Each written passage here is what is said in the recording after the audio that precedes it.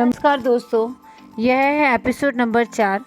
पिछले एपिसोड में हमारी सीरीज़ जगन्नाथपुरी, भुवनेश्वर और विशाखापट्टनम में आपने देखा कि हम लोग जगन्नाथपुरी पहुंच चुके थे और वहां से सबसे पहले हम लोग होटल पहुंचे और सुबह सुबह ही हम पुरी बीच पहुंच गए। वहां पे हमने बहुत मस्ती करी और आपको हमने बताया था कि उस दिन इतवार था और उस दिन जगन्नाथपुरी मंदिर जो था बंद था, इसलिए हम लोगों ने चिल्का लेक जाने का सोचा। तो आज के एपिसोड में हम लोग आपको चिल्का लेक लेके जाएंगे, जो कि एशिया की सबसे बड़ी विशाल समुद्री खारे पानी की झील है। तो शुरू करते हैं एपिसोड नंबर 4। हम लोग पुरी बीच से होटल में आके फ्रेश होके तैयार थे चिल्का लेक के लिए। टाइम था 11:30 बजे और हम लोग अपने होटल से चल पड़े। जिस टूर और ट्रैवल वाले पर्सन से हमने बात की थी, उसका ऑफिस हमारे होटल के पास ही था। हम लोग होटल से बाहर आए तैयार होके और हम लोगों को बहुत भूख लग रही थी। तो सबसे पहले हम सभी ने नाश्ता करने का डिसीज़न लिया। हम लोगों ने वहाँ पे नाश्ता किया, जो कि एकदम डिफरेंट था और बहुत ही ज़्यादा टेस्टी था। उस नाश्ता करने के बाद हम लोग अपनी गाड़ी के पास पहुँच गए और हमारी गाड़ी चिल्का लेक के लिए तैयार थी। हम लोग 12 बजे के करीब चिल्का लेक के लिए चल पड़े। पुरी से चिल्का लेक की दूरी लगभग 36 किलोमीटर है। रास्ते का सफ़र बहुत ही अच्छा था। हम लोग पुरी से चिल्का लेक के बीच के नज़ारे को देखते हुए चल रहे थे। रास्ते में हमें 1-2 बार रुके भी, क्योंकि हम थके हुए थे। तो रास्ते में 1-2 बार हमने झपकियाँ भी ली। आप देख सकते हो रास्ता एकदम साफ़ है, दोनों तरफ हरियाली ही हरियाली है। ये साथ में आप देख सकते हो ये चिल्का लेक है। जैसा कि आपको बताया कि चिल्का लेक एशिया की सबसे बड़ी खारे पानी की झील है। तो ये यहाँ से स्टार्ट हो गई है। लगभग 2 बजे हम लोग चिल्का लेक पहुँच गए। चिल्का लेक पहुँचने के बाद हमारा अगला काम था अपने लिए बोट बुक कराना। हम लोगों को वहाँ वेटिंग करना पड़ा क्योंकि रश बहुत था। हमने अपने लिए बोट बुक करी और नंबर के हिसाब से बोट वो दी जा रही थी। उस बीच हमने थोड़ा बहुत स्नैक्स वगैरह लिया और हम बैठ के रेस्ट करने लगे। थोड़ी देर में हमारी बोट आ गई और हम अपने नंबर के अकॉर्डिंग अपनी बोट में बैठ गए। आप देख सकते हो लोग विज़िट करके आ रहे हैं, कुछ बोट से उतर रहे हैं, कुछ बोट से जा रहे हैं। आइए आपको चिल्का लेक के बारे में थोड़ा जानकारी देते हैं। चिल्का लेक उड़ीसा के सबसे खास पर्यटक स्थलों में से एक है। यह झील उड़ीसा की आकर्षक जगह है। यहाँ पर लोग दूर दूर से छुट्टियाँ बिताने के लिए आते हैं। जैसा कि आपको पहले भी बताया कि चिल्का लेक एशिया की सबसे बड़ी खारे पानी की झील है, जिसकी लंबाई 70 किलोमीटर है और चौड़ाई 15 किलोमीटर है। जो भी पर्यटक उड़ीसा आता है वो चिल्का लेक घूमे बिना नहीं रह सकता। यह झील पुरी जिले के दक्षिण पश्चिम में 70 किलोमीटर की दूरी पर स्थित है। चिल्का झील एक ऐसी जगह है जहाँ पे हर कोई अपनी ज़िंदगी में एक बार ज़रूर घूमना चाहता है। यहाँ पे पर्यटक अपने परिवार के साथ, बच्चों के साथ, जोड़े के साथ घूमने के लिए आ सकते हैं। वैसे तो चिल्का फैमिली द्वारा पसंद की जाती है। आपको एक बात बता दें कि वैसे तो घूमने के 14 पर्यटक स्थल हैं, पर यहाँ आने के बाद जो आप घूम सकते हैं। लेकिन हाँ, यहाँ पर चिल्का की 5 खास जगहों के बारे में हम बताएंगे। चिल्का झील देश की सबसे बड़ी खारे पानी की झीलों में से एक झील है। यह झील लगभग 1100 वर्ग किलोमीटर में फैली हुई है। इस झील में कई द्वीप ऐसे हैं और ये जगह खासकर जलीय वनस्पतियों, जीव जंतुओं और कई तरह के पक्षियों और पक्षी विहार के आकर्षक नज़ारों के लिए जानी जाती है। इस झील के पास सूर्योदय और सूर्यास्त का सामने गुजरना आपको अलग ही अनुभव देता है। इस जगह पे आप बोटिंग कर सकते हैं, मछली पकड़ने जैसा काम भी कर सकते हैं। इस झील में मछलियाँ काफ़ी मात्रा में हैं। चिल्का झील प्रकृति की एक अद्भुत देन है जो आपको एक बहुत ही सुखद अनुभव देती है। एविफूनल प्रजातियों के अलावा चिल्का झील में जंगली जानवर काफ़ी मात्रा में पाए जाते हैं। इस झील के पास सुनहरा सियार, चीतीदार हिरण, काला हिरण और हाइना जैसे जंगली जानवर पाए जाते हैं। यहाँ के जलीय क्षेत्रों में मछलियों की 225 से अधिक प्रजातियाँ पाई जाती हैं, जिसमें से चिल्का डॉल्फिन सबसे ज़्यादा प्रसिद्ध है। वन्यजीवों के अलावा यह झील कई तरह के पुष्प प्रणाली का घर भी है, जिसमें जलीय और गैर जलीय पौधे शामिल हैं। यहाँ आने वाले सभी पर्यटक कई प्रकार की वनस्पतियों की दुर्लभ और लुप्तप्राय प्रजातियों को देख सकते हैं। यह जगह उड़ीसा की सबसे लोकप्रिय पर्यटक जगह है, जहाँ का पर्यावरण आपको एक अलग ही अनुभव देगा। यह जगह इतनी फेमस इसलिए है क्योंकि यह तरह तरह के जीवों की लुप्त प्रजातियों को आश्रय देती है। दूसरा जो जगह है यहाँ पे वो है dolphin point Satpada. Dolphin point Satpada Puri जिले में एक खास जगह है। सतपाड़ा शब्द जिसमें सत का अर्थ है सात और पाड़ा का अर्थ है गाँव, इसीलिए शब्द का अर्थ हुआ है 7 गाँव का समूह। डॉल्फिन पॉइंट पुरी से 50 किलोमीटर की दूरी पर स्थित है। इस जगह पर पर्यटक डॉल्फिन जैसे Irrawaddy dolphin, common dolphin, bottle nose dolphin और वाइट नोज डॉल्फिन को भी देख सकते हैं।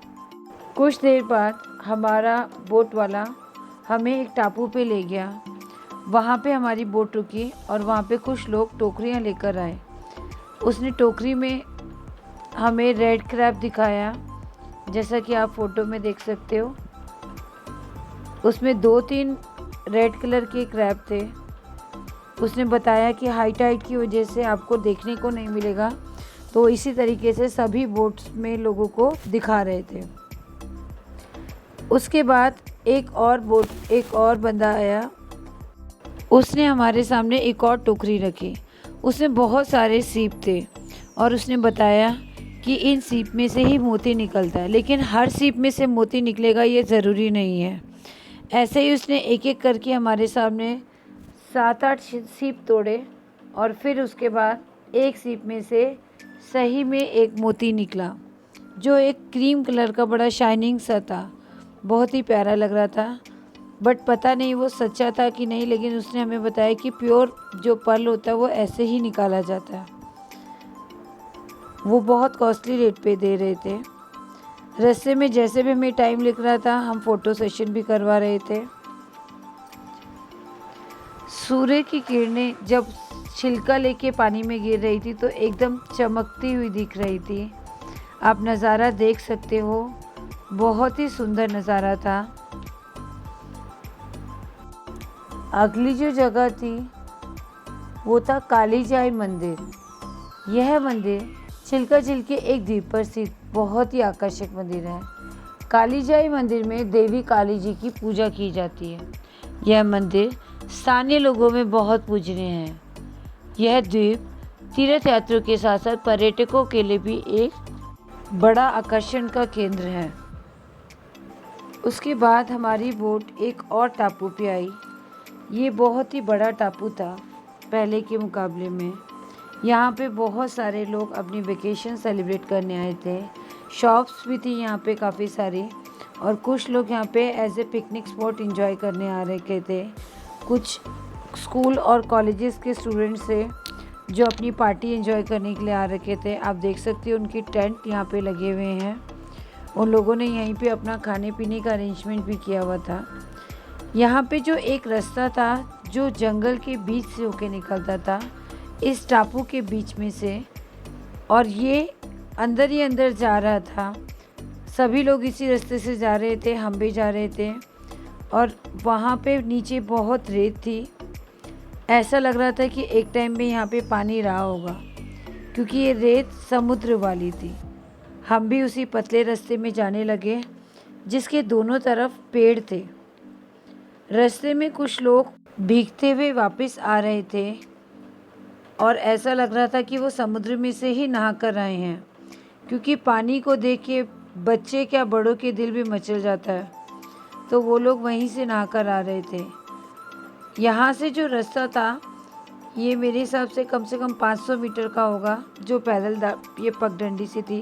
रास्ते में एक छोटा सा क्यूट डॉगी भी मिला, जिसके साथ हमारा आदित्य खेल रहा था। वो उसको उठाना चाह रहा था, लेकिन हमने उसको मना किया कि कहीं वो उसको काट ना दे। वो डॉगी भी हमारे साथ रास्ते में चल रहा था। हम लोग वो रास्ते की तरफ चल रहे थे जिसके दोनों तरफ घने पेड़ थे।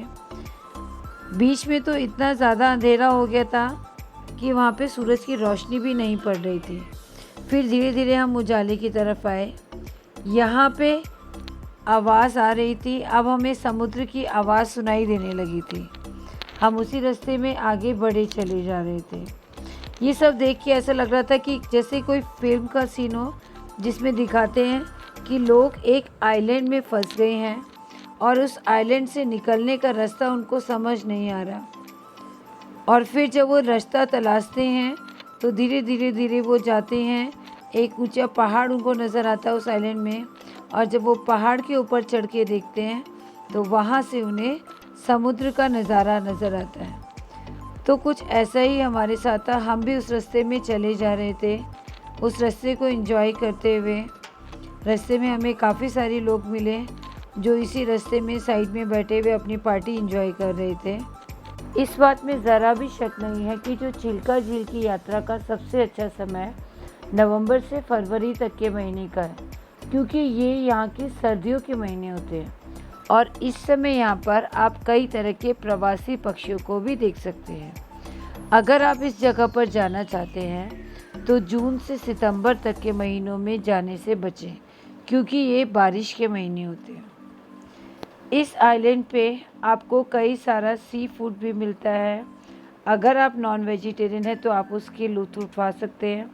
हम लोग वेजिटेरियन हैं तो हमने तो नहीं खाया था, बट अगर आप लोग नॉन वेजिटेरियन हैं तो प्रॉन्स हो गया, डिफरेंट टाइप्स की फ़िश हो गई है, तो आप उसका एंजॉय यहाँ पे कर सकते हैं। उनका यहाँ की जो सबसे मज़ेदार बात थी वो ये लगी कि एक साइड तो आपको यहाँ पे चिल्का लेक दिखेगी और दूसरी साइड पे आपको यहाँ पे बे ऑफ बंगाल दिखेगा। तो दोनों का यहाँ पे मिलन होता है। ये चीज़ें देखना बहुत आश्चर्यजनक होगा, क्योंकि ऐसा कहीं नहीं है जहाँ पे लेक और सी है वो दोनों एक साथ आप देख सकते हो। अब हमें लहरों की आवाज़ आने लगी थी। ऐसा लग रहा था कि समुद्र बिल्कुल पास है। सामने पे नज़र भी आने लगा था। जो ऊपर ऊंचाई से दिख रही है उसके पीछे साइड ही समुद्र है। देखिए क्या नज़ारा है, बहुत ही अमेजिंग। अब कुछ लोग ये लोग थक गए थे तो रेस्ट करने लगे और हम लोग इस रेत पे चलने लगे। यहाँ से समुद्र दूर दूर तक समुद्री नज़र आ रहा था और दूर से ऐसा लग रहा था कि आसमान और समुद्र एक साथ मिलते हुए दिख रहे थे। यहाँ पे लोग बहुत आनंद उठा रहे थे, बहुत मज़े ले रहे थे पानी में। हम लोग भी गए, लोग फ़ोटो करवा रहे थे लहरों के साथ। आदित्य ने और उसके नाना ने भी रेत में खूब मस्ती करी, पानी में मस्ती करी और पूरा एंजॉयमेंट किया। आप देख सकते हो।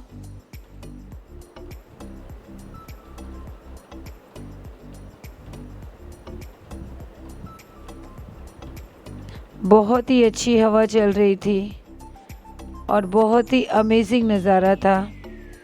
दृश्य इतना अच्छा था कि बस आँखों में भर लेने वाला था। फिर भी हमने वहाँ पे कुछ फ़ोटोज़ वगैरह करी यादगार के तौर पे। जब वो पानी की लहरें पैरों के नीचे आ रही थी तो बहुत ही अच्छा लग रहा था। आप देख सकते हो पानी कितना साफ़ है और ये सनसेट का टाइम था और सूर्य धीरे धीरे अस्त हो रहा था और सूर्य की रोशनी समुद्र की लहरों पे नज़र आ रही थी। बहुत ही सुंदर दृश्य था। आप देख सकते हो, फ़ोटोज़ में आप देख सकते हो कितना प्यारा नज़ारा है। मैं तो एडवाइस दूँगी कि आप जब भी उड़ीसा आएँ तो एक बार यहाँ का प्रोग्राम ज़रूर बनाएं। रास्ते में इतने अच्छे नज़ारे थे तो हम लोग फ़ोटो लिए बिना रह नहीं पाए। हमने वहाँ पे बहुत अच्छी फ़ोटोज़ ली। वहाँ जो पेड़ों का नज़ारा था वो बहुत ही प्यारा था। और इस तरह हमारा चिल्का लेक का सफ़र कंप्लीट हुआ। लगभग 6 बजे हम अपनी बोट में वापस आ गए और वहाँ से 6:30 बजे तक हम किनारे पे आ गए। उसके बाद हम अपनी टैक्सी में वापस आ गए और अपने होटल की तरफ चल पड़े। लगभग 8 साढ़े 8 बजे हम अपने होटल में वापस आ गए थे और इस तरह हमारा चिल्का लेक का सफ़र कंप्लीट हुआ। अब अगले एपिसोड में आप देखेंगे जगन्नाथपुरी के दर्शन जो हमने अगले दिन किए थे। उस एपिसोड को देखना ना भूलें और अगर आपने चैनल सब्सक्राइब नहीं किया है तो चैनल को सब्सक्राइब ज़रूर करें और बेल आइकन को प्रेस करें ताकि जो भी न्यू वीडियोस आएँ वो आपको सबसे पहले मिले। धन्यवाद।